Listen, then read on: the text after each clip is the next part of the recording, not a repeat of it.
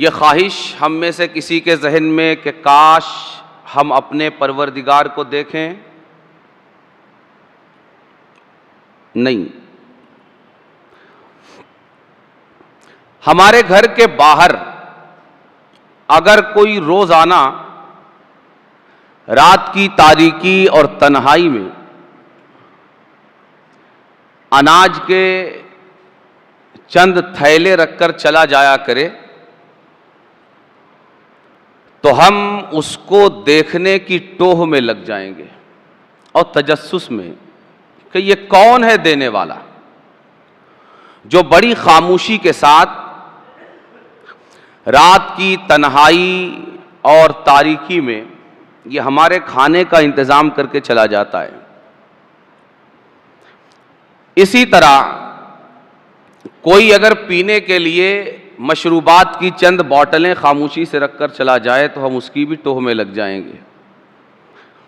اگر ہمارے گھر کے باہر کیمرہ نہ لگا ہو تو ہم کسی پڑوسی کے گھر کے باہر اگر کیمرہ لگا ہو تو اس کی اسکرین چیک کروانے لگیں گے کہ یہ آنے والا کون ہے، یہ نعمتیں رکھ کر جانے والا کون ہے۔ مگر عجیب بات ہے، چند بورے جو خاموشی سے رکھ کر چلا جائے،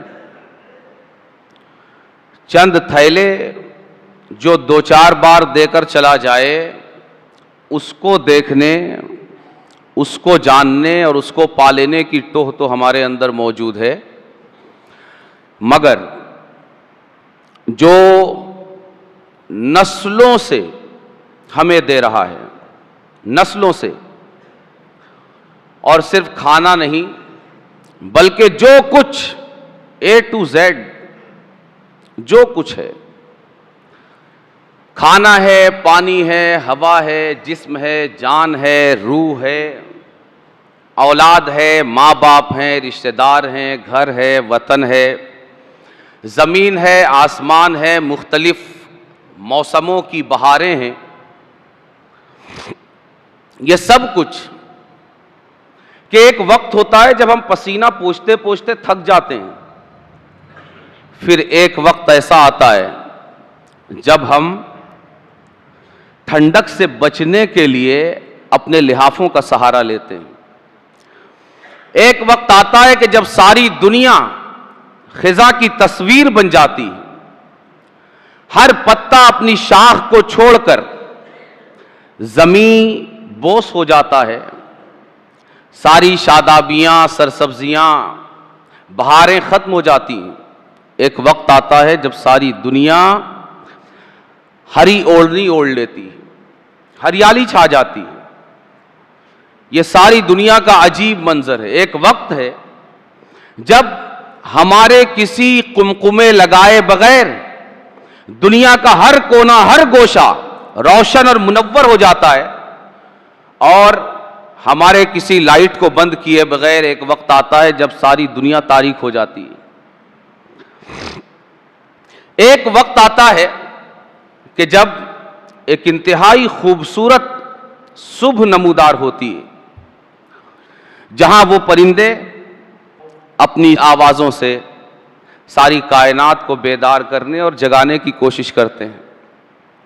ایک وقت وہ آتا ہے جب آسمان کے اس سمندر میں تیرنے والا یہ تابناک سورج اپنی تمازت کو دھیرے دھیرے ختم کرتے ایک زرد اور پیلی ٹکیا میں تبدیل ہو کر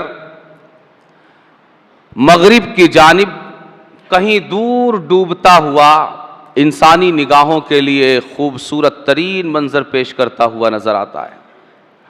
مگر واہ رے انسان، تجھے چند تھیلے اگر اناج تیرے دروازے کے باہر ملے تو اس کی ٹوہ میں پڑ جاتا ہے، مگر تجھے کبھی یہ خواہش نہیں ہوئی کہ اس ساری کائنات کو پیدا کرنے والا میرے لیے، میرے باپ کے لیے، ان کے باپ کے لیے، ان کے باپ کے لیے، ان کے باپ کے لیے، سیدنا آدم تک جینے کے اسباب مہیا کرنے والا آخر یہ کون ہے؟